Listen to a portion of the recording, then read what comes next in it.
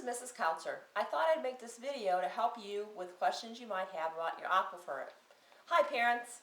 The first thing your child needs is their aquifer rubric.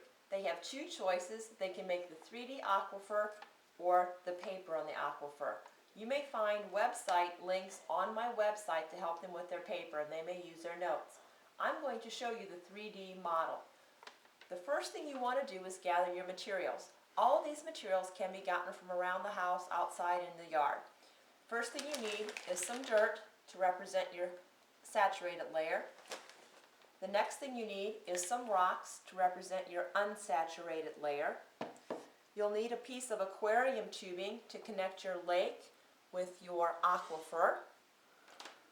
You need to make a mountain to demonstrate runoff. I've taken a styrofoam cup, placed some modeling clay over it. The next thing you need is some type of container to represent your surface water and some type of container to represent your aquifer. Students also need to include plants. I have got some plants, some artificial dried plants. You need two types. I'm only demonstrating one. This represents your wetlands. And a piece of aluminum foil to put over your aquifer, as well as a hand or soap pump to pump the water out of the aquifer. Students may begin by placing in their clear container, a shoebox container works really well, their dirt. I like to pile it up so that it's going downhill on one side. Next, you want to place your aquifer underground here, like this. Before you place your rocks in, you're going to have your landfill. This is a plastic bag with some trash. Place it away from the aquifer and bury it. Next, you will take your rocks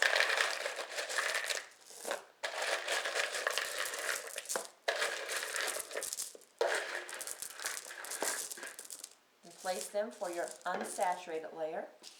I have a piece of aluminum foil to protect my aquifer from getting dirt in it. I'm going to place that over there. Then I would place some more rocks on here, like so. Next, I'm going to place my lake. I'm going to poke a hole in my tubing, in my aluminum foil, so my tubing can go through. I'm placing the second one for my pump.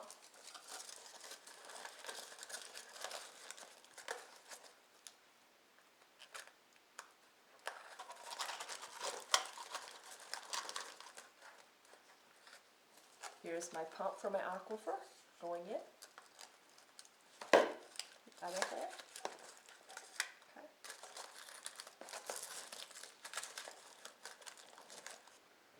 Next, I'm placing my mountain next to my lake for runoff.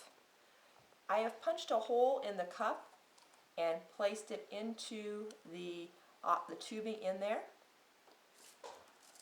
The students can take their plants and set them up to act as the wetlands.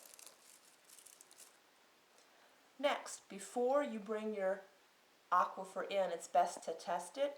The most difficult part students have is making sure the water goes from the lake to their aquifer. We're going to pour some water into the aquifer, into the lake. If I've done my job correctly, I'll be able to pump out water.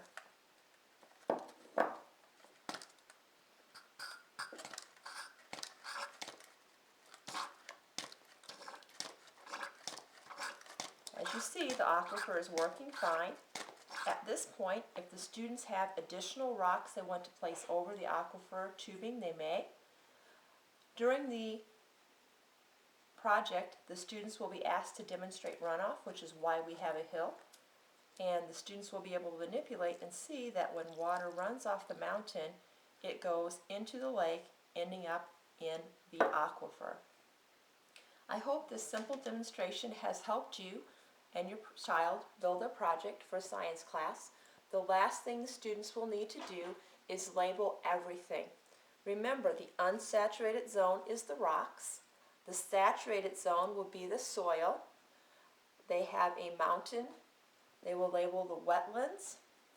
Don't forget the landfill placed away from the lake and the aquifer. Their lake. The tubing represents recharge, and of course their aquifer. I hope you and your child have a fun time building this aquifer, and I hope the students gain an understanding of why it's important to protect the surface water, because it is our drinking water.